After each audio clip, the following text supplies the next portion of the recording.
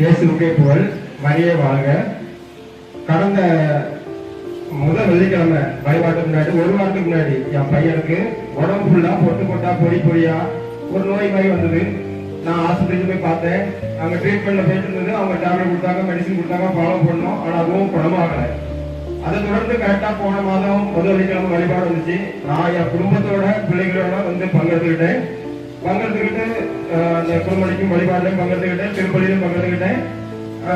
நல்லபடியா வேண்டிக்கிட்டோம், குடும்பத்தோட வேண்டிக்கிட்டு லாஸ்டா திருப்பலி முடிஞ்சுது.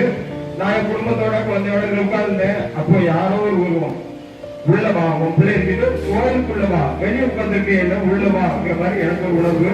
உடனே என் பிள்ளை இருக்கிட்டு உள்ள போனேன்.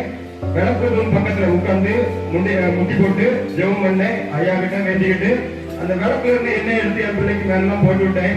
ஐயா, இதுக்கப்புறம் நான் என் பிள்ளைக்கு ஆஸ்பத்திரி போக கூடாது, எதுவா இருந்தாலும் எந்த நோயா இருந்தாலும் இந்த எண்ணெயிலே குணமாகணும் அப்படின்னு நம்பிக்கையோட செஞ்சுட்டு போனேன். அதே மாதிரி நான் எதிர்பார்க்கவே இல்லை, அப்படியே ஒரு அதிசயம். அந்த வடுக்கள் வந்த இடமே இல்லாம அடுத்த நாளே காஞ்சி கோரிக்கையா போயிடுச்சு. புனித தேவசகாருக்கு கொடான கோடி நன்றி. இயேசுவுக்கே புகழ், மரியே வாழ்க. தேவசகாயரே போற்றுகிறோம். தேவசகாயரே